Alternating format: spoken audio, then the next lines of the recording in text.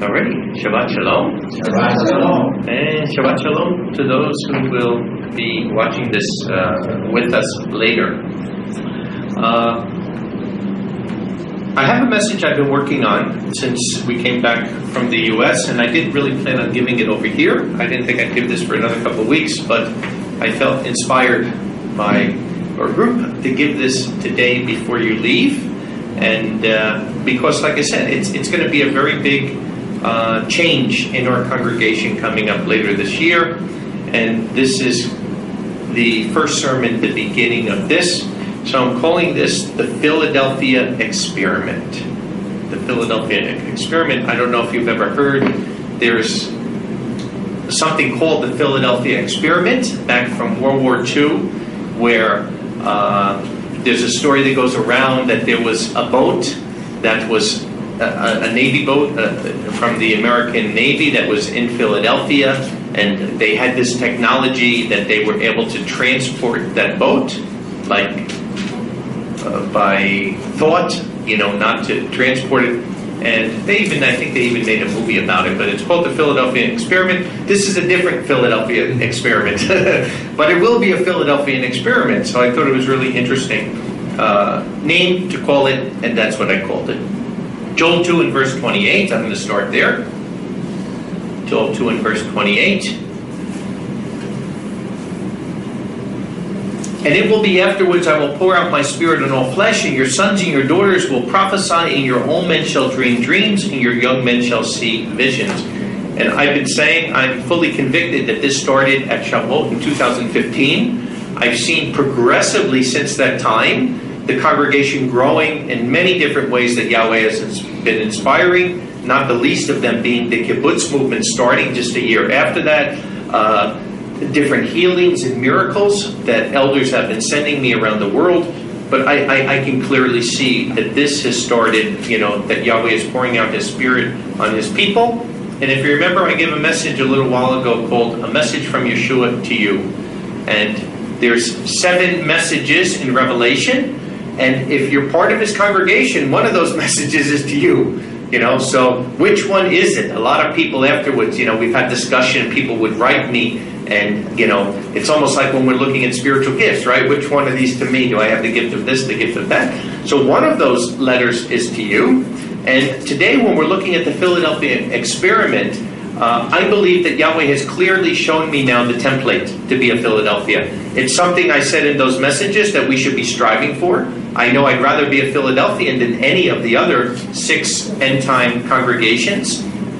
But you just don't be one. You just don't pick it out. It's not like, going up to a market and saying, okay, give me half a pound of Philadelphia. It doesn't work that way.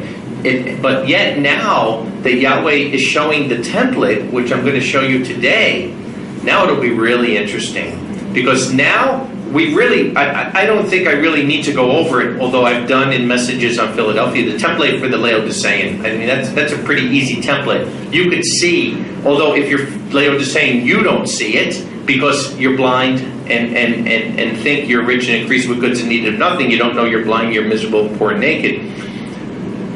But for these other ones, if you can actually see a template to say, okay, I can see this is what a Philadelphian needs to be doing, and I'm not doing that, then you can evidently see whether you are Philadelphian or not, or you're moving in that direction. So, Acts 4 in verse 31. Acts 4 in verse 31. It says, and they having prayed, the place in which they were gathered was shaken, and they were filled with the Holy Spirit and spoke the word of Elohim with boldness. The assemblies of those men who were believing, but had one soul in one mind, and no man among them concerning the possessions that he possessed would say that they were his. Rather, everything that they had was in common. And like I said, we read this before. There has never been a congregation like this again that we see in history except for the first century. There's been good congregations. We see the Waldenses in the wilderness, right, for almost 1,000 years. They were faithful. They were martyrs. They gave up their life. They lived in community, but not like this. Not where people had everything in common. Not kibbutz type style. So this is where Yahweh's moving in the end time. because that's the kingdom mindset. In the kingdom, there's no private property. So if we're having this mindset of possessions and hoarding and mine and yours, you're not going to be in the kingdom. That's not the kingdom mindset. But these people had it. One soul and one mind, meaningly, one life, one goal, one purpose, right? That's Yahweh and Yeshua. They're one in mind, they're one in thought, they're one in purpose. So the Father and the Son never have a different purpose because they're united that way. They're Echad. And the amazing part for me, like I said, I'm 35 years in this faith, that I see it happening. It's happening now. Just like I said, we were out here on the Sea of Galilee the other day, and I say, if there's ever a place where you could walk on water, it's there. Because not only did Yeshua walk on that very water, but Peter, a man, walked on that water. He literally got out of the boat and walked on the water. So if there's a water you can walk on, that water you can walk on. And it's the same here, that as we're looking at this, we're looking at having one mind, one purpose, one life. That if there was ever a time to do it, it's now, because this is the first time we're seeing it, that it's actually happening. So now you have a template. You're saying it's not just something we're hoping for. It's not something we've talked about for years that will happen. It's happening. And that's why I said at Shavuot, if it's not happening in your life, you better get on your hands and knees and you better start repenting, because it's happening around the world. That brethren are living this way, their minds are changing, they're surrendering to each other. And to see this happening now, not in one place, like here, just Jerusalem, but seeing it happening around the world is special. And it's showing us. And what you see is that people are happy doing this. And it's bringing the spirit of happiness. And then you'll have the Laodicean coming up to you and like, no, this is controlling spirit. No, and then you're like, wow, this guy's miserable and he's telling me how to live. It's becoming evident, the Laodicean and the Philadelphian. But within there's also Sardis and Thyatira and Ephesus and all these other ones. So this is what we're going toward. And with great power, the apostles were testifying of the resurrection of the Master Yeshua, and great grace was upon them all. And there was no man among them who was lacking. For those who had possessed fields and houses would sell them and brought the price of whatever was sold. And this is what we have to work on now. Because not every one of our kibbutzes right now is 100% communal as far as all the things. That's not the mindset everybody's at yet. So this is the end result in the kingdom, but we're all starting somewhere. But how do we work this out then? What do you do then when you have a widow in your congregation? Maybe a young widow, not that old, 50, 60 years old. And they don't have a husband, or they have a divorced husband that's not with them. And they have to survive. How do they pay their rent, right? And maybe the congregation can't pay their rent. They don't have the money. But this is where we got to figure this out, and we got to figure it out now. Because we don't tell that widow, you got to leave. And this is where communal living, this is where the next step that Yahweh is bringing us. And there's a template now that I'm going to show you today that's working. That if we follow this template, we can do it. And that's why I'm excited. Because like I said, I have a gift of administration. And when I look at something, I say, wow, if something's going to work. And again, what is a successful plan? You take something that's working and you try to make it 10% better. We don't have to reinvent the wheel, but we take something that's working, and now we have to modify it into our belief system, into our congregation. So we're seeing these things happening. And there was no man among them who was lacking, for those who had possessed fields and houses would sell them and brought the price of whatever was sold. And they laid them at the feet of the apostles, and it was distributed to each according as any had need. And Yosef, the one surnamed Barnabas by the apostles, which being translated as son of comfort, a Levite, a Cypriot by race, a field being his, selling it, he brought the proceeds and placed them at the feet of the apostles. And this is why I say the tithe is something. The tithe is holy to Yahweh. The tithe isn't something we decide what we're going to do with it. It's very clear when you look at the tithe comes to the priest, and the priest distributed the tithe. But there's Laodiceans out there. They want to use their tithe as a weapon. They don't want to give it into the congregation. They want to hold it because they want to decide. And now when they meet nice people, they want to try to use their tithe to entice you. And it's really bad, It's like a form of prostitution, what they're trying to do. So instead of working as a body like this, they want to decide because they don't want to be part of something, and they want to entice you through maybe buying you things or giving you gifts or helping this way. But they don't have that communal mindset. They don't have the kibbutz mindset. They're not of one soul and one mind. They don't have one life that everybody has the same purpose toward the kingdom of Yahweh. And once we have that, we can't be deceived by the outside. Because once you see brethren that are living that way, and somebody coming in that wants to be on the outside, they don't want to be part of it, but they want to entice you, with little, like a dog with little flabs of meat, you're not going to fall for it. So this is what we see.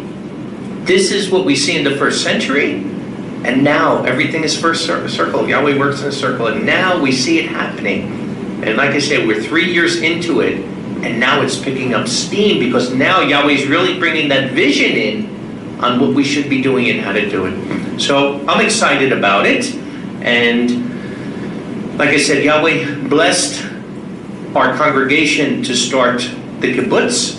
We started it about 3 years ago. We have, I think, 5 of them now. We have 2 or 3 more starting this year, and quite a bit more. I believe probably in the next 3 years we'll have at least 10 of them, maybe more of them. So it's something that's happening. Communal living, where we see, like in the kibbutz, where we visit some of these equality to everybody, equal pay, no private ownership. And again, in the kibbutz model here in Israel, which is not the biblical model, there's a lot of things we could learn from it. It's not the biblical model, but it worked because the people coming here were coming from a communistic mindset. Most of the early kibbutz people are coming from Ukraine, they're coming from Russia, they're coming from these areas. And then, of course, with the Holocaust, 6 million Jews being killed, and then a rush of about 500,000 people after World War II ended that lost most of their family. They had nothing, and they migrated to Israel. Wow, kibbutz was a great way, because you could just join the kibbutz. You don't need anything. The little you have, you give in, but most of them had nothing. So it was a way they could work together. But since it wasn't built on the biblical model, we see 100 years later now that the model, to a large degree, is falling apart. It's still working on maybe a worldly end. Most of these kibbutzes are making money. The people seem to be happy. But it's not kibbutz anymore. It's not a communal thing as it once was. So it worked at that time because they had a common goal and common needs. But it was never the model for sanctification. We see that. It was a model for community, and like I said, some good things there that we could look at and say, even how to do laundry, right? 30 bins of laundry. Wow, I would have never thought of that, right? So there's some good things we could look at them and say as a community we could learn, but it was never a model for sanctification. That was not the purpose of the kibbutz. And that's our purpose in the end time. The whole reason for the kibbutz is sanctification. That's the cornerstone. That's the foundation of it. So although we want to look at the kibbutz model, for communal living, we can't look at it for sanctification because it's not a model in the kibbutz. Whether it was Qumran, because Qumran is, again, we see the very first kibbutz was not Degania in 1910, but it was Qumran going back in the year 196 BC. 196 BC is when the Assyrians moved down to Qumran. It was a community of about 450 people, and that's really the first kibbutz. They had everything in common over there, and it was amazing how that community worked, But the reason why it worked is everybody was committed to the same common idea. So this is the key I read you here. The assembly of those men who were believing had but one soul, one life. We were talking about that yesterday. Our soul is our life. And one mind. One mind, one soul, one purpose. And that's why I worked with Qumran. So like I said, I've been studying Qumran for more than 25 years. And I say, I don't believe everything that they believed in. I don't believe all of their eschatology. But what really impresses me about them is it worked. Their community worked. It was there for close to 300 years. The only thing that stopped it was the Romans destroying them. And why? Why could that community stay for 280 years? It stayed for 280 years because they believed in the system. Nobody doubted the system. They had a system of justice with elders, right? It wasn't perfect, but they believed in it. And when a judgment came, nobody questioned it. That's it. Okay, I'm looking for justice. I'm coming before. The decision is made, and somebody's got to lose, right? There's two people there. So if I lose, that's fine. If he loses, that's fine. As long as we got justice. We have an avenue for justice. You know, we have an avenue to bring a gripe or to bring a problem before. But the key was they were all committed to the same life, the same purpose. Like I said, modern Zionism is not Torah-based. There's certain things about it that they use the Torah. There's a religious aspect to it. There's even religious kibbutzes. I find it very interesting that what we were told, that today there are roughly 300 kibbutz. But because most of them are not kibbutz anymore, there's only about 40 that are actual really kibbutz anymore, that are communal. The rest of them are just like condominium community, but it's not a kibbutz. But out of those 300, there was about 15 to 20 that were religious, right? So not a whole lot of them. You know, you're looking at less than 10%. But out of the ones that say kibbutz, 10 of those 40 are religious. So most of the religious ones stayed communal because they had the common goal. They had a common belief system. The ones who went the way of the world, the ones who didn't want to live in community anymore, were the ones that they did not have the common belief of the Torah. So I found that extremely important as we're looking for the Philadelphian experiment. We're looking how we're going to do this as Philadelphians. So we can learn how the people here on kibbutz, how they lived, how they worked, how they ate together. You know, like I said, even how they separate their laundry. But like I said, the movement was never based on sanctification. So we're not going to learn our sanctification from the kibbutz movement. And I believe that's the reason why ultimately it fell apart. Because once the main reason for them to start this community, right, was that everybody was starting with nothing. Once that left, once they started making money and once things were going good, then people wanted private property. They didn't want equal pay. They didn't want the neighbor to know as much as themselves. And then even with food, right? Why don't they eat communal meals anymore? Because people started overtaking the meals. They started taking more food than they can eat and throwing half of it away. They started bringing the food back home. And then the kibbutz couldn't afford to feed them anymore. So what does the kibbutz do? They say, we want to keep community, but we're going to have to charge maybe $1 a meal. And what happens? No one wants to come anymore. What happened to give everything you have and take what you need? It turned the opposite. Take everything I need and only give what they're forcing me to. That's what it can become. It's human nature. And human nature will always work this way. So without the Spirit of Yahweh, this can't work. Real kibbutz can't work. Communal living can't work. What we see in the first century, it can't work without the Spirit of Yahweh.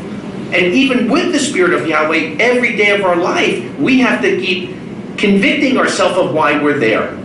When there's a problem and something doesn't go my way, maybe I make a suggestion how something should be done, and it isn't done that way. I have to keep telling myself that there's a greater good. This is not about me. It is about the Spirit of Yahweh. It's about the community. You have to think in the mindset of a community. You can't be thinking in the mindset of what's best yourself. So now I want to start going into the Philadelphia model. And like I say, if you want to learn to bake, where are you going to go?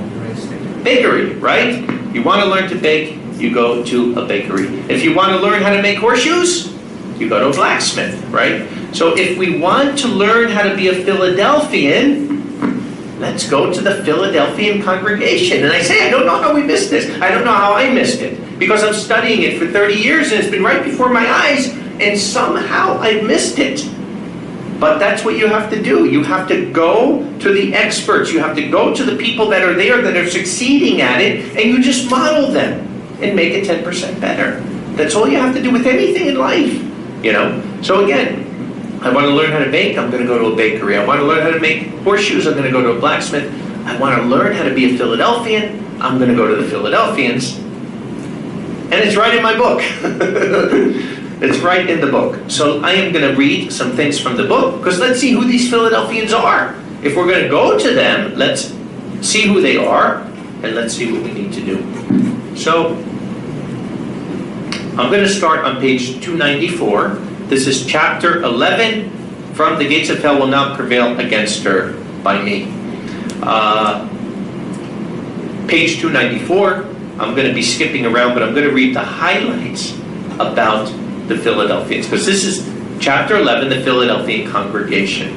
It says, we now come to what is mentioned as the Philadelphian era of Yeshua's congregation. Of course, Philadelphia means brotherly love, and this is what this era will be categorized from. Explicit outward concern for their neighbors and righteous character exposed in their life. So, wow. Even the fact of it being called the Philadelphia congregation, Philea, the congregation of brotherly love. It's got a great concept. And now when you come here and you're learning about the kibbutz, you see it. That you could put people together with a common goal, but if there's not common love for each other, there's going to be bitterness and everything. People, why is his house bigger than mine? Why didn't I get this? There's always that thing there. But I say, and you're experiencing it, there is no greater joy in life than to be with people of like mind, right? Especially when you go, the first few years we were here in Israel, every day we would meet people that weren't of like mind. We're volunteering in the bookstore in Jerusalem, and we're meeting Christians almost every single day. And Petra can tell you, it was torture sometimes, because they're coming in, and the law is nailed to the cross, and and I'm under grace, and every day I'd be there fighting them. And then finally I went to the manager of the store, and I said, look, if you want us to leave, I'll leave, but I'm not going to sit here and let people degrade the Torah. And the man who was a Messianic Jew became a very good friend of ours who was the manager. He said, no. He said, I like what you're doing. And when we went into that bookstore, everybody in that bookstore were Messianic Jews that were not keeping the Torah, were not keeping Sabbath. They were like Christians, and they're real Jews. Within maybe a year, maybe less, every single one of them came to Sabbath belief, Torah belief. They even asked me to go to the Messianic congregations there and teach the importance of the Torah. And they became our best friends. They became like our family there, even till today. We still have contact with these people. So, there is no greater joy that Yahweh gets when his people are dwelling together in unity, right? Psalm 133. How blessed and how good it is for Yahweh's people to dwell in unity. And you don't see it today around the world. I'm telling you, I visit many, many congregations. I'm blessed to speak in many congregations. I love everybody of Yahweh, but I can tell you this with all assurity, that I do not see in any congregation except Congregation of Yahweh Jerusalem this spirit of Echad that's coming. And I'm not saying we have it completely, we have our problems too, but I see it in our congregation, and I see it growing. I see it growing. I see people wanting to come together, wanting to live together, wanting to have common goals together. And it's a beautiful thing when you see it happening, because it makes us feel happy in life, secure in life, that you have real friends. You have people that love you above everything. And they're not just going to walk away. They're going to stand there with you because they're part of your life, and they're part of the congregation. And we're all standing for the same thing because of Yahweh, One mind, one strength, and how beautiful it is. And as we come more into our modern day, and a very important part of the history of the true congregation of Yeshua, I want to once again give a few more quotes to continue conclusively to prove that the branch of true believers coming to America, being called Anabaptists, Seventh-day Baptists, Mennonites, Puritans, and even some Quakers, were indeed the remnant of the earlier true congregation, called by its enemies mainly Paulicians and Waldenses. So again, there's much history that shows that these Waldenses, first they were called Paulicians, and then they're called Waldenses, who were also many names they gave them, in Sabbatai, Catharai, there's many names they give them. But from around the year 600-700 AD, all the way to the Protestant Reformation, the main branch of Yahweh's true congregation that continued were some form of these Waldenses, which comes from Switzerland, the word valley dwellers, Valdo Waldenses. And what I'm going to show here is that these Waldenses who started to be called by other names after, Anabaptists, Mennonites, Amish, the other ones. They are part of the true congregation of Yeshua who come, they are the Philadelphians. The Philadelphian era that comes to America are these people, starting with the Pilgrims. The Pilgrims in 1620, about half of the Pilgrims were part of the true congregation of Yeshua. It says the origin of the sect, who from their repetition of baptism received in other communities, are called Anabaptists, but who are also denominated Mennonites. And we know the Amish came out of the Mennonites. The Amish came out in the late 1600s because they felt the Mennonites were starting to get too worldly and starting to take some of the worldly things. So the Amish, under a man by the name of Jacob Ammon, he said, no, we need to keep the rigidness. We need to keep the sanctity. We need sanctification, and they separate. But Amish and Mennonite are basically the same people who are Anabaptists.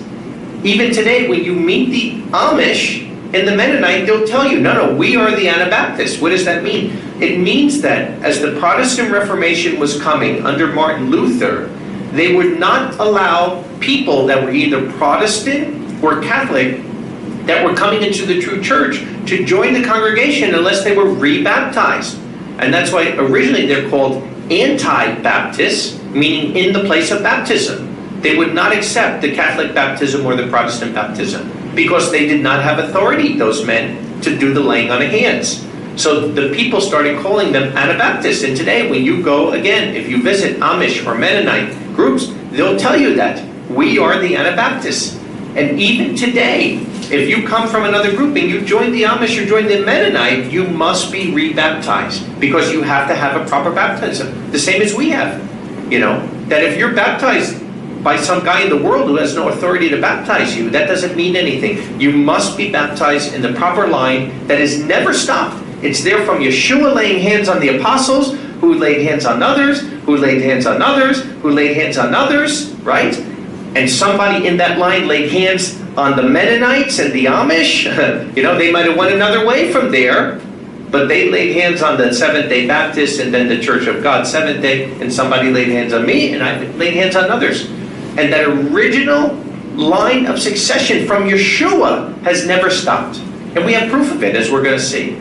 Even when the Protestant Reformation was starting in 1521, these people had papers that they claim go all the way back to the 1st century, proving that there has always been a succession of congregations. And it's not hard to believe it because Yeshua said it. The gates of hell will never prevail against my congregation. So he's the one that said it. He made sure there would always be a succession of congregation. So here it says the original sect, who called Anabaptists, but also are denominated Mennonites. The modern Mennonites affirm that their predecessors were the descendants of the Waldenses. I'm not going to go into all of this here, but I have so much dogmatic proof that the Mennonites and those people who came over, those original Anabaptists in America, they definitely were from the Waldenses. There's no doubt about it. We have, from that time period, quote after quote after quote that shares this.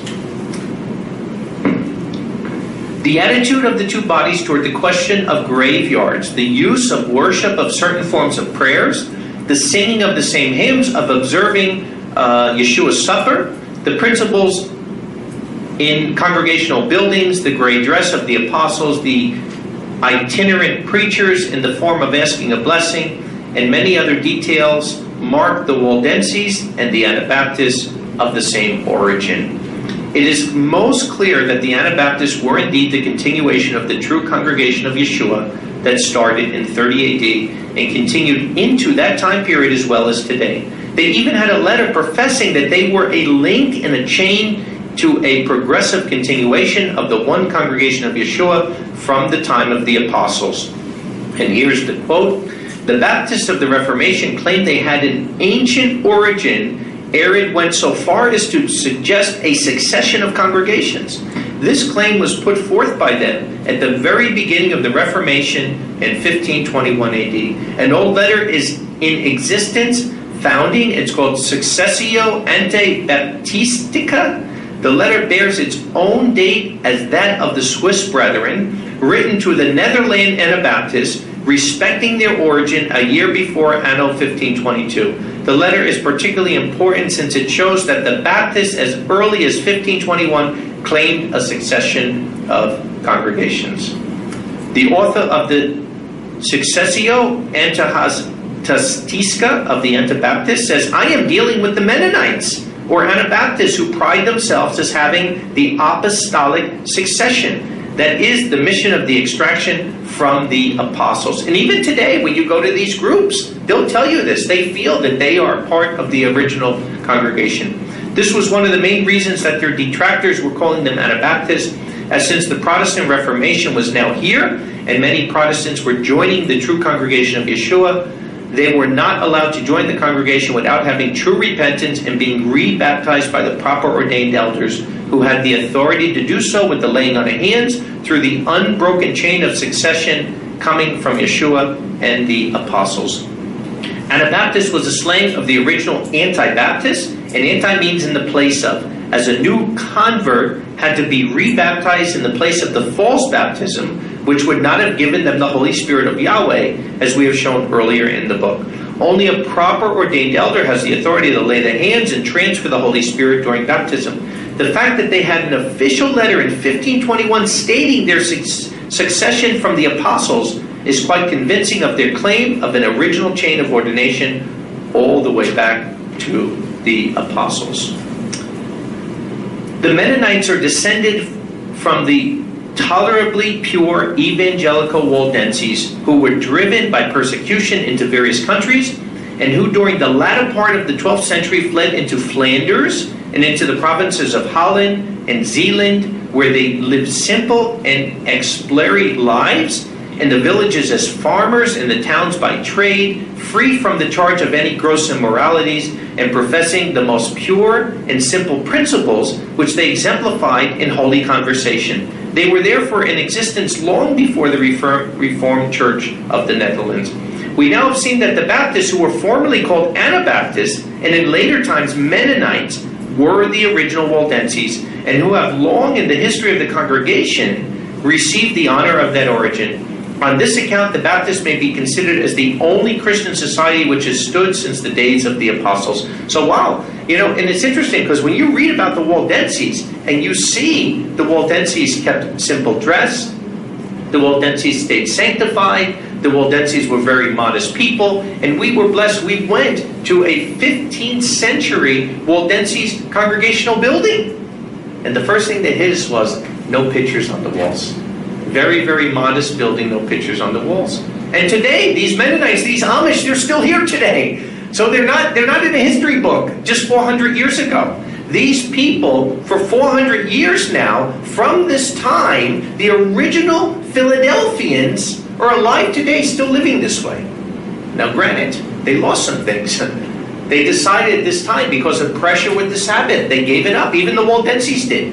The Waldenses decided with the Protestant Reformation, because there was so much pressure that the Sabbath was too Jewish, and a lot of them went to Sunday keeping.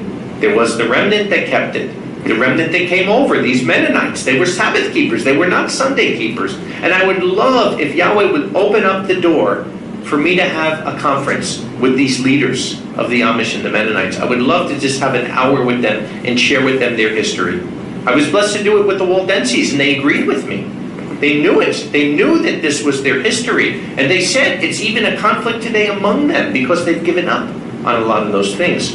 But at the same rate, as we're looking toward now, this idea of community, this idea of living in community, like I said, the kibbutz is only going to take us so far. The kibbutz, we can go out here today. We did it the other day. We can physically go see how they're living because we never did it before and say, that makes sense. This is how they cook. This is how they do this. This is how they lend cars. This is how they do laundry. But you will never find sanctification among them because that was not their purpose. So if we want to learn to bake, we go to a bakery. You want to learn to be a Philadelphian, you go to the Philadelphians, and they're there. They're there. They're living this way, and it's worked for 400 years. It's worked. Something's got to be done right. A couple more quotes, and then we'll move on. According to Philipdophorus, the Waldenses themselves carried up the date of their commencement as a body as high as 300 years after Constantine, to about the year 637. For my own part, I believe their antiquity to even have been higher. I agree with some of the oldest and best Protestant divines in considering the Albigenses, another name for Waldenses, or Waldenses, for they were in fact one of the same, to have been a branch of that visible congregation against which the gates of hell could never totally prevail, and that the uninterpreted succession of apostolic doctrine continued with them from the primitive times right down to the Reformation.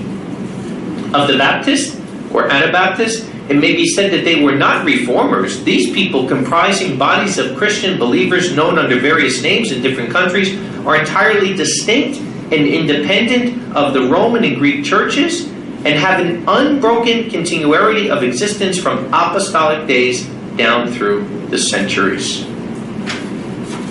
And one more quote here. It is important to mention here that, of course, not every pilgrim or early settler in America was a Sabbath keeper and part of the true congregation of Yeshua. There is definitely a mix of Protestants who also came over to the New World looking for the same freedom as the congregation of Yeshua. However, when you look at the movement of groups that came out of the 16 and 1700s, such as the Mennonites, the Amish, and the Quakers, it is evidently clear from the evidence and historical records that we have shown that the origin of these groups were from the true congregation of Sabbath-keeping believers. So that's powerful, because in my mind, you know, when we were in America, the 2 days before we left, we had the blessing of going down and meeting these people. And wow, it was like cold water in the face to see these people, to see them living in community, to see them even in Babylon. They're set apart, and they're not part of the community. It was life-changing. It was life-changing. I'm saying to myself, this is what we're missing. We're missing something here. We need to go to these people, and we need to understand what's going on. Because like I said, these people are different than the kibbutz, that they're not only living communal, they're living sanctified lives. And again, I don't know why they acquiesced to go to Sunday keeping. I do know why the Seventh-day Baptists, how that came in, but and why they did it. There was a big movement in the 1800s pushing, but this is where evolution came from, and some of them, you know, went along with it. But one thing is certain, that the sanctification that we see coming all the way from the Waldenses, of staying separate from the world and not allowing all the things of the world to affect their lives and their families, they've kept for 400 years, and like I said, it's working. It's working 100%.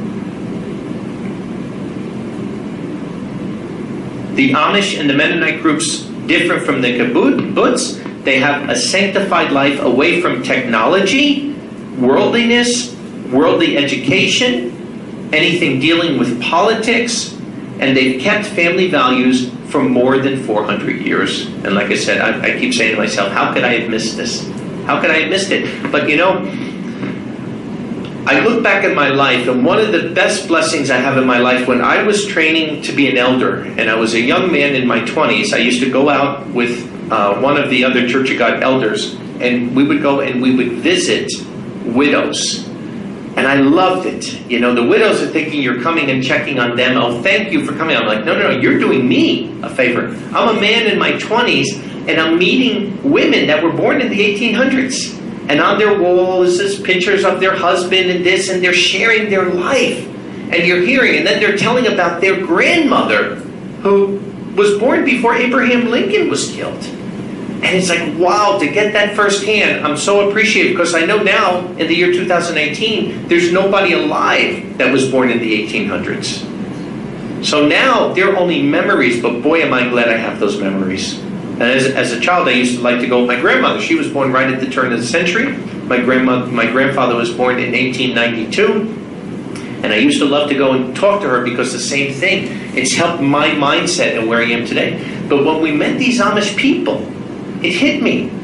I'm literally talking to people that are born in the 18 and 1700s. The one man said to us, he gave us a ride in his horse and buggy. And the man said, he said, I've never driven a car my whole life. He said, I wouldn't even know what to do to it. He said, I would talk to it because he talks to his horse. He said, that's what I would do. I wouldn't know anything else. And you're thinking, you're talking to somebody who is pure. Somebody, here it is, we're trying to share, and I'm trying to share with people the modern dangers of social media and internet and television and movies. And here you're meeting people that have never ever once acquiesced to that. They have never watched a movie. They have never watched television. They have never seen a cell phone. Some of them have phone booths outside the house. They don't want it on their property, so it's across the street. So if they have to make a phone call, an emergency, but in their house, there's no electricity. They said, because if we have electricity, we're letting the outside world in. Now, this is back in the 1700s. They're already thinking about that. This is before all the things that we're dealing with today. And now where are we? We're at a point where these things are affecting our lives. They're affecting the congregation. They're affecting everybody. And we're seeing it's getting more and more evil every single day. Every day the internet wants to indoctrinate people into the New World Order. And this is why we need to start making decisions as a congregation. And we're like, wow, we have a template. And you know what? I can't argue with it because it's working. I look at the kibbutz here in Israel, right? It's working to a degree, but it's not working in sanctification. And we ask them, well, how about your children? How many of the second generation stay in the kibbutz? At best, 25%. At best, 1 out of 4. I talk to the Amish. How many of your children stay in the Amish community? 80 to 90%. Because they're sanctified, because they're homeschooling. And I said to the man, I said, how on earth do you keep, I said, in our congregations, I'm trying to share with the youth, with these iPods and cell phones. And I said, how do you keep your children from not wanting these things? And he said, Proverbs 22:6. Proverbs 22:6. Train a child at the opening of the way, and even when he will old, he will not turn aside from it. He said, our children don't want those things. They see how evil the world is. They don't desire it whatsoever. They've been trained from youth, and they're convicted.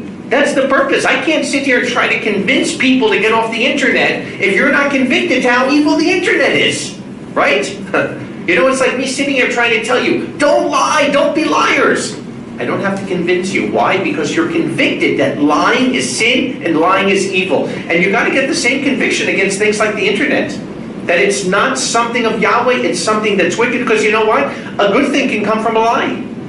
If somebody comes in and you were there in Nazi Germany, right? And they said, we're looking for the Jewish person, and you lie and say, no, there's no Jew here, when he's hiding in your closet. Not always something bad comes from a lie, right? In the end it will. But yet all of us still say, no, we never lie. There's never a reason to lie. Because it's part of Yahweh's character. And it's instilled in us that we never ever would lie. The same with the Sabbath, right? There's people out there that say, well, they believe in the Sabbath, but they don't keep the Sabbath. They keep it if it's convenient. But if I have to work, Yahweh will understand that. No, he doesn't. It's a commandment that brings death penalty, capital punishment for breaking the Sabbath. We are blessed that Yahweh has opened our minds to understand Sunset Friday every week we get to enter his rest.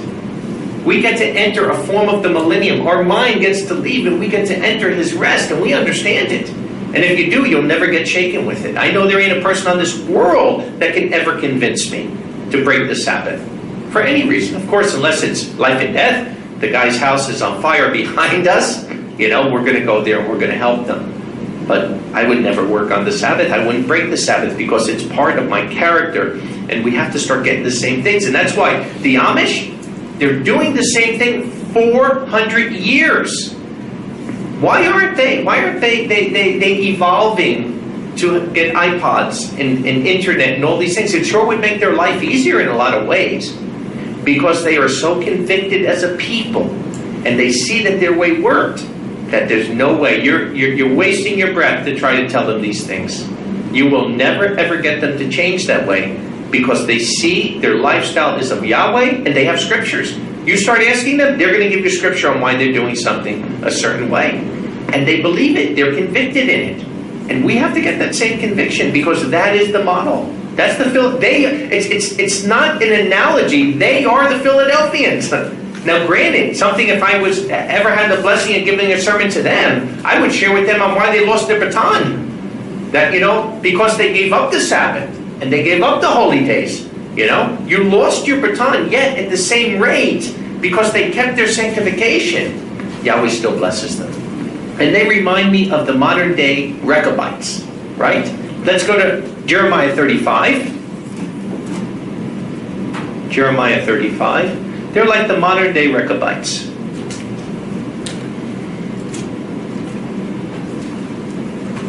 It's a real interesting story here, because it shows you how much following leadership, following family leadership, following our fathers and grandfathers, as long as they're doing the right thing, how much it helps.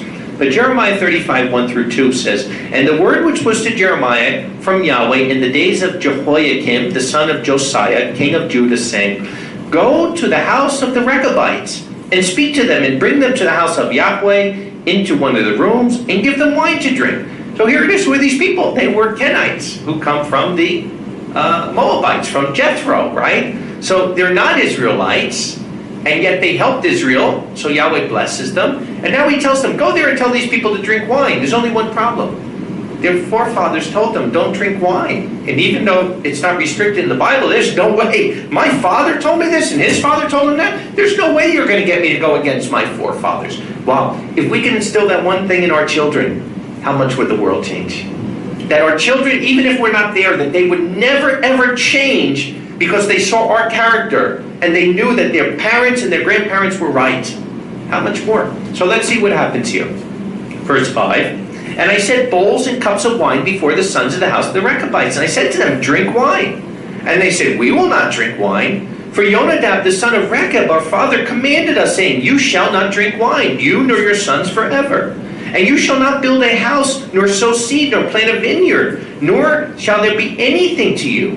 But all your days you shall live in tents, so that you may live many days on the face of the land where you are residing. And we have obeyed the voice of Jonadab, the son of Rechab, our father, to all he commanded us, to drink no wine all our days, we, our wives, our sons, and our daughters, nor to build houses for us or in our dwellings, nor that we have a vineyard or field or seed. But we live in tents, and we have obeyed and done according to all that Jonadab, our father, commanded us." Wow, what an awesome thing. Drop down to verse 12. "Then the word of Yahweh was to Jeremiah, saying, So says Yahweh of hosts, the Elohim of Israel. Go and tell the men of Judah and the people of Jerusalem, will you not receive instruction to listen to my words, says Yahweh? The words of Jonadab, the son of Rechab, are done, in which he commanded his sons not to drink wine. And to this day they do not drink, but obey their father's command. But I have spoken to you, rising up early and speaking, and you did not listen to me. I have also sent to you all my servants, the prophets, rising up early and sending and saying, each man now turn from his evil way, and amend your doings, and do not go after other gods to serve them. And you will live in the land that I have given to your fathers, but you have not bowed your ear to listen to me." And I'm going to show you some scriptures today, that there's things that the Amish and the Mennonites have been doing for 400 years that we're commanded to do, and we're not doing. And I feel that Yahweh in this verse is not just talking to the sons of Israel, he's talking to us. He's saying the same things. Look at the Amish, look at the Mennonites. They're listening to Jacob Ammon, right? He told them to do these things 400 years ago, and they're doing them to these days. And I've told you to do things. Love not the world, or the things of the world, or the love of the Father is not in you. And we can say it over and over again. And yet, our people are still loving the world, working in the world, being part of the world. We're not separated. We're not separated. And now it's coming to the very end, where now Yahweh's saying, you know what? I've told you these things over and over and over. Now each of us is going to reap what we sow. I'm moving in this direction. I am separating. I'm parting the Red Sea. I'm making kibbutzes. I'm instilling in my people this community life. You either come or you stay behind. We have free will. It's a choice each of us are going to have to make. But that's where Yahweh is moving. That's where his congregations are moving. That's the end time wilderness. And it'll be our choice. We have each other. We have Yahweh.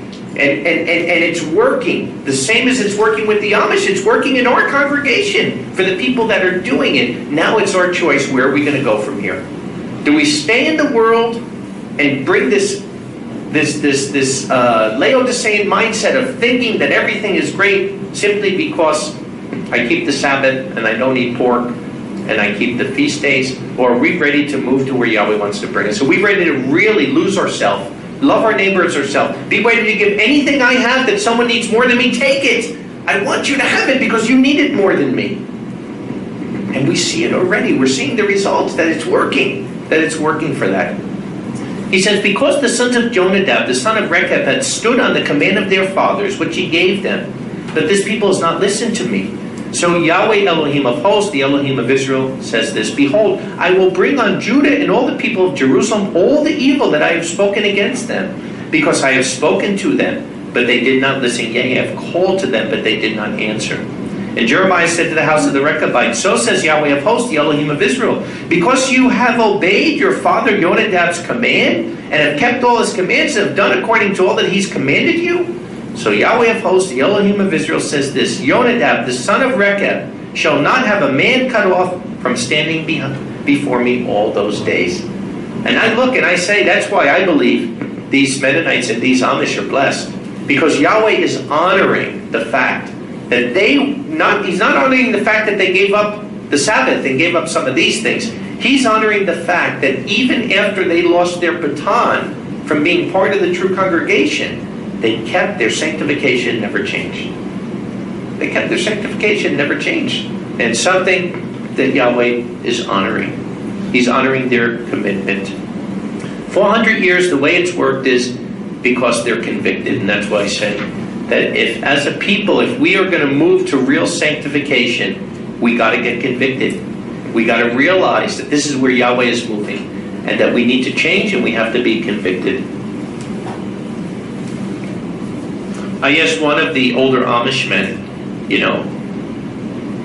I said, how for 400 years have you kept these things? And he said, because it's alive. He said, because it's alive. And you hear his voice, the zeal in his voice, And like I said, you look there, they're not faking it. Because they're not trying to prove anything to anybody. They're away. They're not commercially looking for us or anybody else in the world. They're not commercially trying to prove anything to anybody. They're trying to stay out of it. But you look at these people and they're happy. You look at their women, they're happy. They're Proverbs 31 women. They work, they do businesses, they homeschool their kids, they're doing all this stuff. And you know what? They're happy being women. And the men are happy being men. They're happy going out to their fields, working the farm. They have dairies, and they sell their milk to things like Land O'Lakes, big companies. And why do they want that? Because everything that the Amish and the Mennonite do, they do good. Their furniture, their milk, their cattle, you name it. You get something from them, you're getting the best quality you can get. And they're not suffering. They're very, very wealthy. They're being blessed because they're working. They're working. And you know what? They're doing it all without electricity, right? So sometimes you think, well, how can you do it? How can you build furniture without a power tool? They do use gas. They have natural gas, which, is interesting. But, wow, it's working for them. And like I said, Yahweh is blessing them. And this is the other thing I looked at that really impressed me. That I look at our congregations, particularly in Babylon, and the congregation has diminished, right? It went from years ago, 100,000 people or more in the congregation there to now just a remnant, a small remnant, virtually no people. You look at the kibbutz movement here, right? And it almost fell apart. It's shrinking because of the children. And then I looked at the Amish and I said to them, how many people you have here? And this is only Lancaster. This is only one group because they have Amish in Ohio. They have them in Wisconsin. And they said we have 37,000 right now in this community. And within 20 years, it will double. Wow. 20 years, they're going to double to 70,000. That's the size of counties, maybe even a state. And the other thing that was interesting was they said in 400 years, there's only about 50 people that have joined the Amish community. So they're not doing a lot of evangelizing outside, which I'm not saying that's right. We should be doing evangelizing outside. But they're growing from within. They're not losing their children. 80 to 90% of the children are embracing this way of life. And like the guy I talked to, this old man, right? He wasn't there 400 years ago when they started. He wasn't that old, although he was old with white hair and white beard. But he's a child of a guy from 67 years ago, who was a child of a guy from 67 years ago, who was a child from a guy going all the way back to 1620, 1650, right? So what does it show you? That the children are embracing the fathers like the Rechabites. And they're not getting more worldly. It's not being watered down. That their belief system and their conviction of staying away from the world is only growing stronger, and Yahweh is blessing it. Because there's no greater blessing you can have in the congregation than keeping our children in the faith. And that's why last year was the year of the family. I did a lot of messages on it, and it's working. We're seeing, as we have very, very rigid standards now for single men and single women, young youth, as far as courting, not dating, as far as not giving them situations where they're alone together, where bad things can happen. And we're setting up the structure for them, and it's working. And now, I take no greater blessing in my life than when I look at people that were in this school just a couple of years ago, and now I see them married with kids. And I cry when I say it, because they are the next generation. And they're doing it, and they're living it, and they're making sure their kids are going to be that way, sanctified. And yet, I'm telling you, it wasn't easy, because years ago, when Yahweh showed divorce and remarriage is not His will, He hates divorce. This is not something you can allow in the congregation. I got attacked and attacked and attacked over and over again. But I stood my ground. There was no way I was going to change, because I knew this is the word of Yahweh. And now today, as you see these youth, that some of them were just teenagers at that time. They're getting married, they're having families, they're having strong families, and some of their children will be the first ones to go into the kingdom. And we see it working, and that's what we need to do now. We need to be that next generation. Like the Amish and the Mennonites, as far as sanctification, not like them in doctrine, but had some very interesting conversations with some of the men there. The one man was really interesting when he found out I'm a pastor from Israel. And I even said to him, I said, have you ever heard of the name Yahweh? He said, no. What's that name? I said, well, that's the Hebrew name for Elohim. He was using G-O-D, God. And he was like, wow, really? Like a child? Wow. He learned something that day. I don't know if he'll continue to use it. But it's like that childlike attitude. But it is so neat to talk to people that are not corrupted by the world. And the Amish, on average, are still having 7 to 12 children. So they have big families. And like I said, they're not hurting. They're not people that are hurting because Yahweh is blessing their efforts, and they're not money-oriented. They're kind. Even a situation happened in Lancaster a few years ago. A very disturbed man came into one of their schools and killed, I believe it was 6 girls, Amish girls, and it was traumatic. You imagine young girls that are killed. They forgave the man, they forgave his family who still lives in that community there, and even when they got teams of people together, teams of Amish to go and support the families that were killed, they sent the team to this man's house who killed them. And that's the kind of love. I don't see an ounce of animosity, gossip, hatred. And they're looking at us as non-believers. They weren't looking at me as anything because I'm not an Amish. And yet their kindness and their love is such an example. And that's what I say. Their lifestyle, apart from the doctrine, is working because they're convicted. And so many things now that we're going to have to work on, right? You become a believer. What's the hardest thing? Getting things out of this mind that were there before you became a believer. Things you were into, things you thought, bad things that you might have done. And it's very hard, because it's 10 times harder to get something out of your mind than to put it in. And to see people that never put those things in their mind. These people that live the life of purity, and all they want is just to be separate because they believe that's the will of Yahweh in their life. And it's working. And that's why I say, it's the model. You want to be a Philadelphian? Go to the Philadelphians. Look at how they're doing it, and let's see how it's working. There's a story I heard one time, and it was about a Amish community and an Amish family that was living, and all of a sudden someone moved in, because believe it or not, It's not like you pass a sign that says Amish town and now everybody is Amish. They live among people that aren't Amish. You know, as he's traveling us in the buggy, he'll tell us, see that house there? That house has electricity. They're not Amish. This person here, he's a Mennonite. This person is an Amish. So they don't buy a city and then only let Amish into it.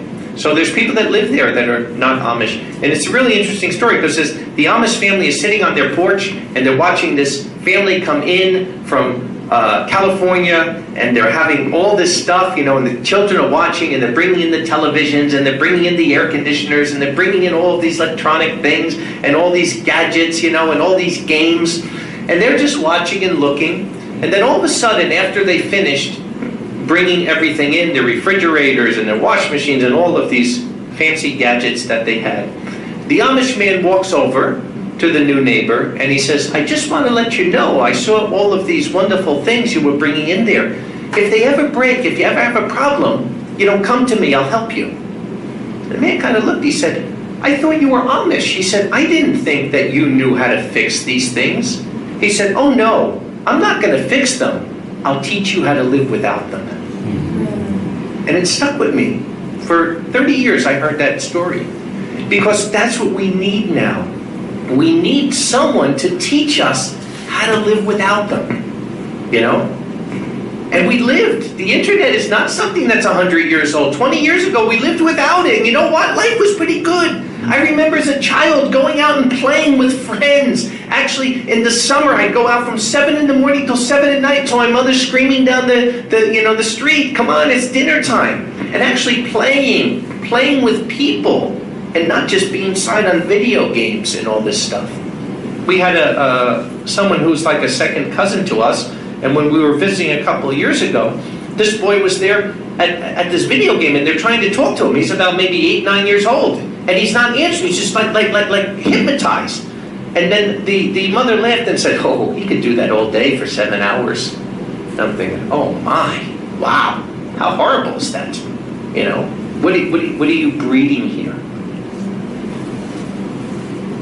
But speaking to these people, seeing their peace and humility, you can't fake that. You can't fake happiness, you can't fake joy, was really amazing. And like I said, to see how they keep their children in the faith because they keep them away from the world. They keep them away from the world, they're instilling it from birth. Like I said, kind people, they don't gossip. The women, working, compassionate community, and they haven't been corrupted. And the thing is, if it wasn't a reality, I would tell you that could never happen in Babylon. Like if we went and met these people in New Zealand, I would be the first one to say there's no way, because environment is 90% of your battle. I'd say it can't happen in Babylon, and it's happening in Babylon. And that was another thing that showed me something. That if you're convicted of something, if you're convicted of it and you sanctify yourself, you could do it anywhere. You could do it in America, Europe, Israel. You could do it anywhere in the world. It might be harder, but you can do it. Because they only live in America and some in Canada. There's a few small groups still in Europe, but most of these communities are in the United States. And I say, wow, if it can work in Babylon, it can work anywhere. So that was encouraging to me. And I hope encouraging to our people there. That we see that we can't use those excuses, you know, that it's even working over there. They have no temptation because they have fully chosen completely to refrain from it. They don't have temptation because they completely chosen to refrain from it. How powerful is that in our life, right? When we're trying to be overcomers. It's very easy. Don't put it before you, and then you don't have to worry about overcoming. I've said it for years when I talked about repentance. You know, the place to repent isn't at the end of the bar stool. It's too late by that time. That you have to put these fences around your life so that these kind of things, that Satan can't try to attack you. And these people have put a big fence. They put a wall. You know, they put the wall of China there around their life. And there's no way Satan is getting into their life when it comes to community. They're just not. It's just that simple. And this is the Philadelphian model, and they were the actual Philadelphians. That's the people. So, yes, they lost some things, but as far as if we're trying to think in 1620 and 1617, how did those Philadelphians, our brothers and sisters, live? Go and visit the Amish for a day and you'll see it. They're living the same way. even for the fact of still not even having electricity, which I'm not saying necessarily has to be the way to go, but I'm saying they have not changed in their sanctification in 400 years. So we don't have to go far to find the model, because the model is there. They are the original Philadelphians. They are the model of sanctification. And like I said, if we're going to learn to bake, we go to the bakers. If we're going to learn sanctification, we need to go to the Amish and the Mennonite. And we must be sanctified to be in the kingdom.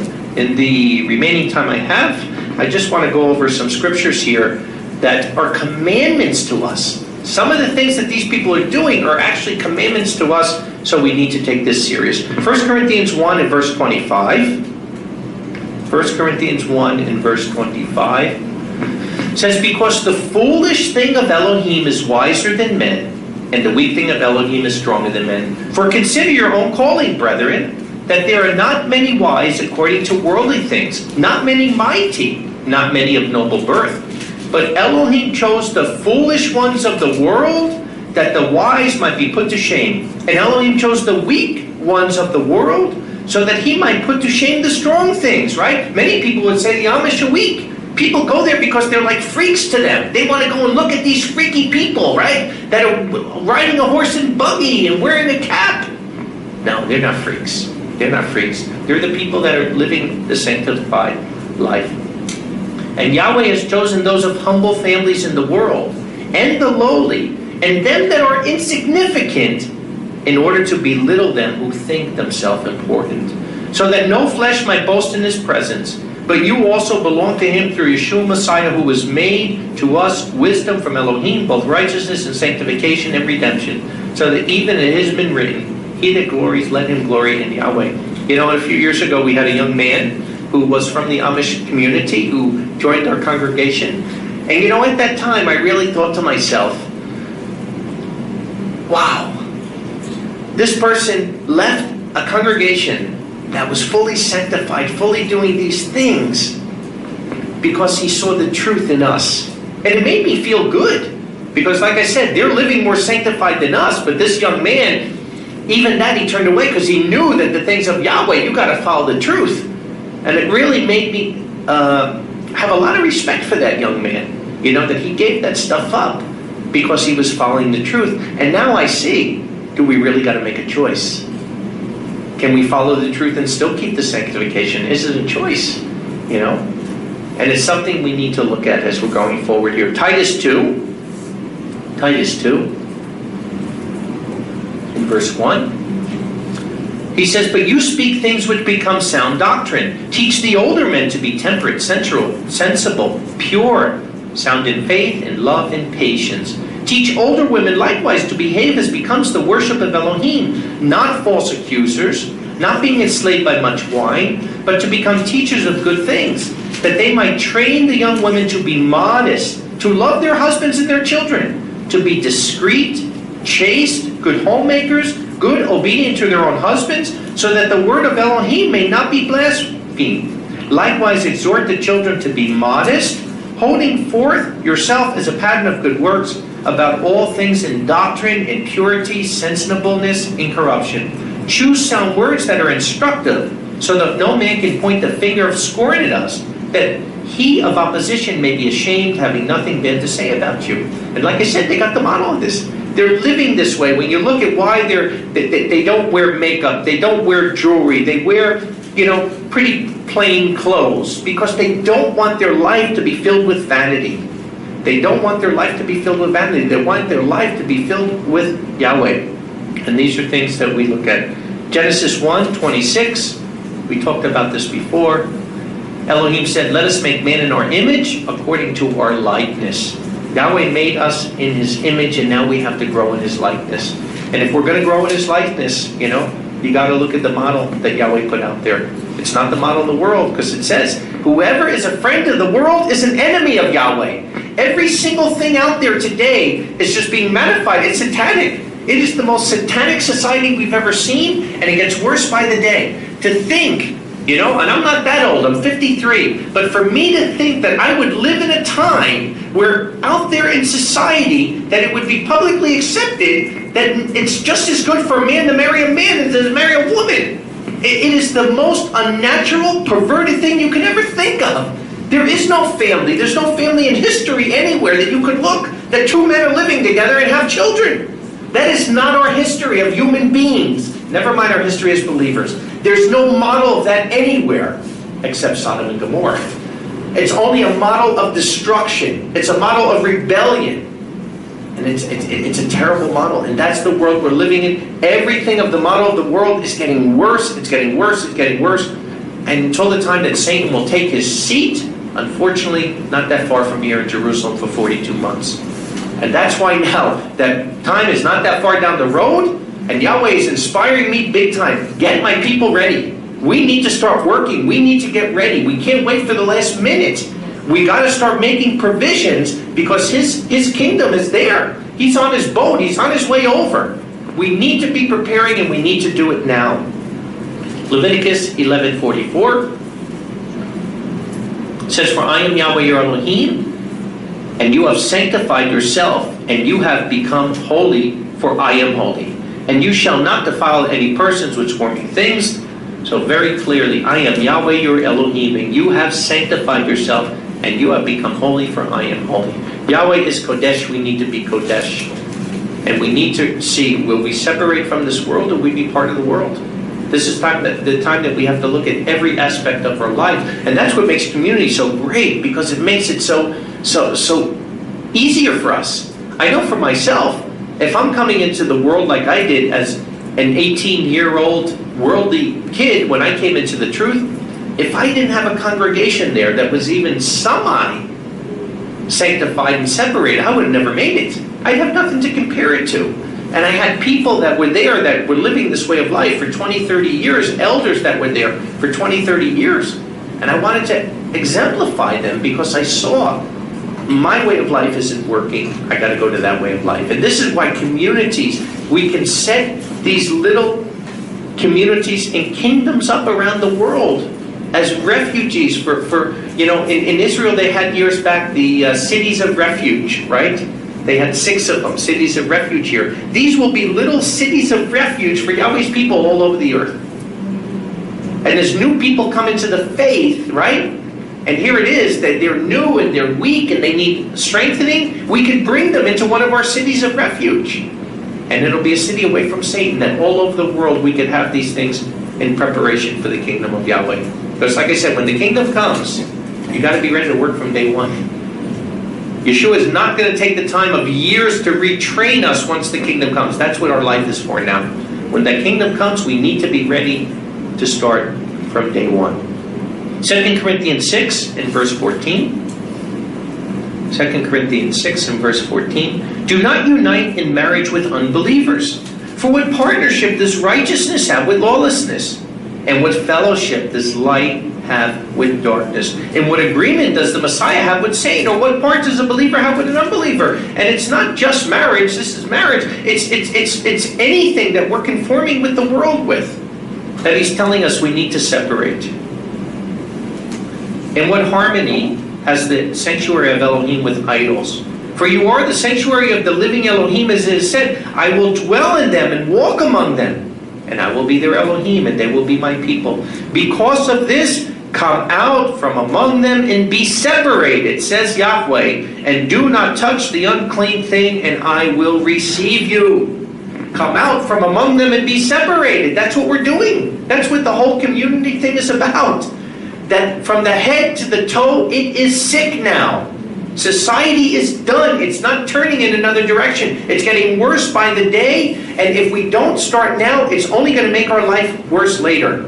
And what will happen is, if we don't do it together, it'll be impossible doing it separately. If we lose this opportunity now that Yahweh is giving us to do this as a people, when the time comes where the mark of the beast comes and society falls, you're going to be by yourself somewhere and you won't make it. You won't make it. So this is where we have a choice today.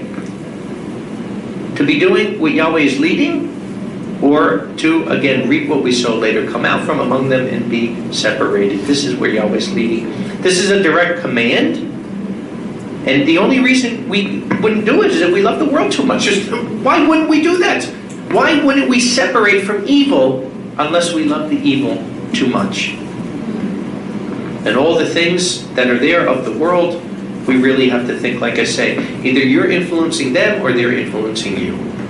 And unfortunately, up to this part, we've been influenced more than they've been influenced. I don't see the world changing in our direction, but I do see us as a people taking too much of what the world is giving us. And this is the point where we need to put that line in the sand and say, enough, enough.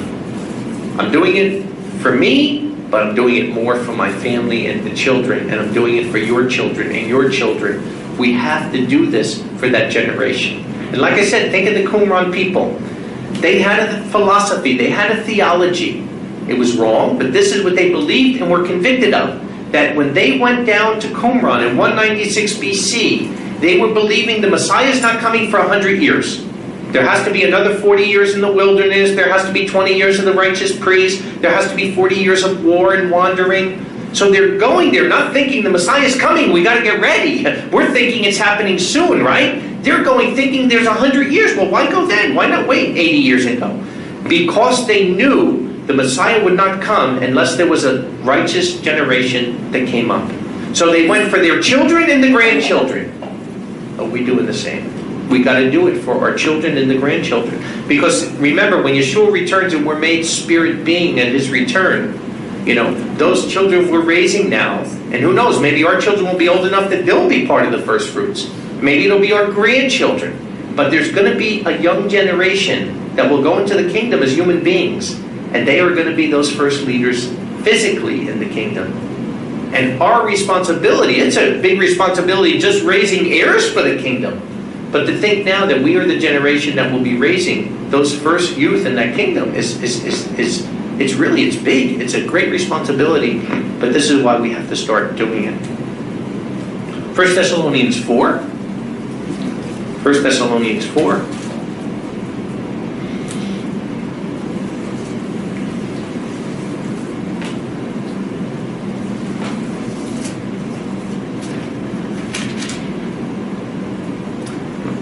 Says, for the rest, my brothers, we beg you and exhort you in our Master Yeshua, even as you receive from us, how you ought to walk and to please Elohim, that you abound more.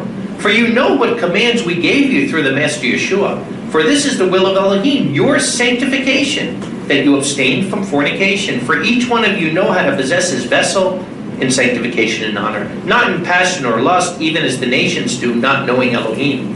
Nor to go beyond and overreach his brother in the matter, because the avenger concerning all these is Elohim, whom we foretold you, as we solemnly testified. For Yahweh did not call us to uncleanness, but toward holiness. Like he said, sanctification. He's calling us out of the world. He's calling us to be away from the world, not to be in the world, but not part of the world. And like I said, now we have that template. It's hard to conceive something when you don't know how to do it. But now we have a plan, and what my plan is to immediately start to put together a team of elders and leaders that we can start examining this. Because I'm not going to come back in 1 week in the next sermon and have an Amish hat and a little beard, and have all the lights turned off. That's not what I'm saying. I'm saying there's something here for us to learn. But now, let's get a team, let's examine it, let's pray about it, let's even maybe have a worldwide fast about it, and let's see what we need to do from this point forward. But it's the time that we have to start looking ahead with these things. Romans 6 and verse 16. He says, do you not know that whom you present yourself as slaves to obedience, you are slaves to whom you obey, whether sin to death or obedience to righteousness, right? Are we a master or a slave? We're certainly not masters. If you think you're a master, you're kidding yourself, because none of us are Elohim. None of us can give ourselves life inherit. So we're all slaves. We just have free will to choose who we will enslave ourselves to. And you only have two choices. The Elohim of this world, Satan and his system, or the kingdom of Yahweh. Like we said, it's a mindset. It's living in that mindset every one of our days here. But thanks be to Yahweh that you were slaves to sin before, but you obeyed from the heart the form of doctrine till now you have been delivered. And having been set free from sin, you were enslaved to righteousness. I speak as a man on account of the weakness of your flesh. For as you yielded your members as slaves to uncleanness, to iniquity, so now yield your members as slaves to righteousness, unto sanctification. For when you were slaves of sin, you were free to righteousness. Therefore, what fruit did you have in the things which you were ashamed? For the end of those things is death.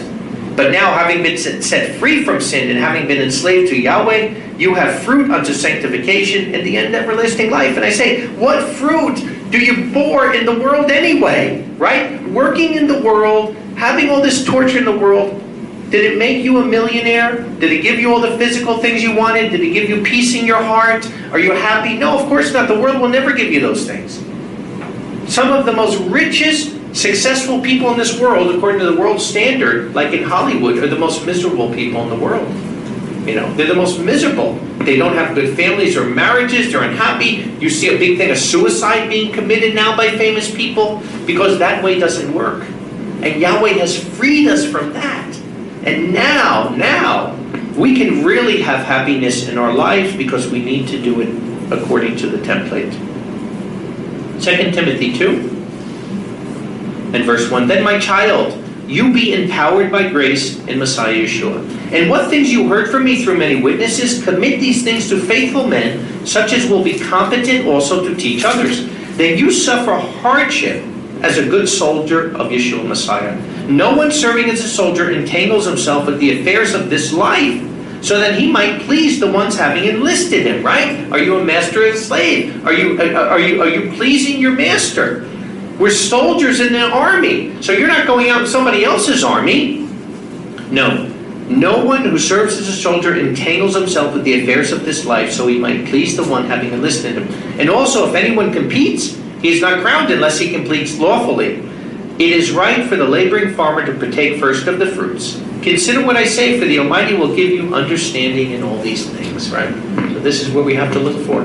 We have to put all our goals and efforts to this. Jeremiah 6:16. So says Yahweh, stand by the ways and see, and ask for the old paths, where the good way is, and walk in it. And you shall find rest for your souls. And they said, we will not walk in it. And also I raised watchmen over you, saying, listen to the sound of the ram's horn. But they said, we will not listen. We know the world is like that. But Yahweh is saying, look for the old paths. One of the blessings we had when we were down there in the Amish community, they have a town there where they actually have a train, an old steam train from 1832. And we got to ride on that train, which was so neat. And they were telling us Abraham Lincoln actually rode on that train. It's the oldest train in America, steam train, still existing up today. And it was so neat to literally go back in time. Look for the old paths. That's what I said. The Amish, the Mennonites, they have that old path. They have the family values. They have it and it's working. And we have to look for that old path. It's time to find the old path. 2 Corinthians 7 and verse 1, I think the last scripture I'll go over. It says, then having these promises, beloved, let us cleanse ourselves from all defilement of flesh and spirit, perfecting holiness in the fear of Yahweh. So, like I say, we've come a long way in the wrong direction in this world, and not to our own being, just the way the world is. You know, like I said, there's many changes. You look from the beginning of this last generation in 1948, every generation has gotten more corrupt, more vile, you know, more immoral. The 50s and the 40s, the 60s and the 50s, the 70s and the 60s, and here we are today. And we're at the tipping point. And I think this is why Yahweh is saying, you know, it's time that we pull in the other direction. It's time we start calling back. The Amish, they have this. They have the holiness. We need to investigate, like I said, with committees of elders on exactly what are the things we need to mirror and what they're doing and where Yahweh is leading his true believers. But like I said in Jeremiah 12, it talks about if you can't run with the footmen, how will you run with the horses? And I have seen brethren from Western society in the last couple of years fall away. And the main reason is because of the thorns and the thistles, right? The cares of life. That the world is getting so bad that if you don't sanctify yourself now, you're going to get swept up underneath it. And I say in every case, I've never met one person, I've never seen one case or heard of one case of somebody that has left the congregation, left the truth, that all of a sudden you hear about it 5 years later, that their life is great, they're happy, everything is better. It's the opposite. Their life is miserable. You know, their life is sad. We just heard of another person today, same kind of thing that happened, that actually wound up dying. So it usually happens. Suicide rate of people that leave the truth is extremely high because there's nowhere to go once you come to Mount Zion. And this is where we were saying that Yeshua came to give life and give it more abundantly. And He wants us to have full lives. And there's no shortcut. The way to do it is for us to follow that template, to build our communities around those core values that we have, to be there for each other, to help each other, to serve each other, and to be with each other. So I believe there'll be some major suggestions and changings coming as a congregation as we go through this year. Like I said, Yahweh moved us to the kibbutz communal mindset, but that was only the beginning, and we see it. We could clearly see the things with the kibbutz that are not working, and we see the things that are working there. Like I said, the main thing is there's no sanctification that was there. We have to be fully sanctified if we're going to really make it to the wilderness. It worked for Qumran, It worked for the Amish because they were fully convicted that what they were doing was 100% the right thing to do. We need to fully surrender to the will and the Spirit of Yahweh to make it through the wilderness, as now that's the last step to the kingdom. And everything is a process. You don't go, praise Yahweh, He doesn't expect us the day we're called or the day we're baptized to be completely changed. Life is a process. But during that process, we always have to be moving toward the kingdom of Yahweh. So I'm excited, really excited, because I see that this is going to change not only my family's life, but many of the believers around the world. And I tell people from the bottom of my heart, when I travel, the main thing I do besides giving the messages of the kingdom of Yahweh and the restoration, I tell the people about you. I tell the people about the other brethren. That's what I do. I go to places and I want to tell them about the brethren that are here and the brethren that are there, because I'm convicted by you. I hope I convict you with my messages, but you convict me with your lives. Because believe me, as I travel around the world, I see that there aren't people living this way. There aren't people, as good as, like I said, the Amish are a template for family life and how to live. If I went to the Amish and was trying to share about Saturday or Sunday, they wouldn't listen. But we listen. We're willing to change. Our minds aren't closed. And that's why we're sitting in this chair. That if someone can show us from the Bible that we're wrong, we'll change with it. Because our convictions are based on those core values. But at the same rate, one of those core values is truth. And that's what makes us different. That we are willing to change. And that's what makes us the people of Yahweh. So it's exciting of the times we're living in and where we're going. But I'm really excited because the main thing with new people coming to the faith is they need a support system. And to see these, like I said, these cities of refuge, so to speak, be popping up around the world that we're calling, our communities or our kibbutzes. It's just a great thing of Yahweh. So this is only, the Philadelphian experiment has only just begun. Expect to hear a lot more about this. Yahweh bless. Shabbat Shalom. Shabbat Shalom.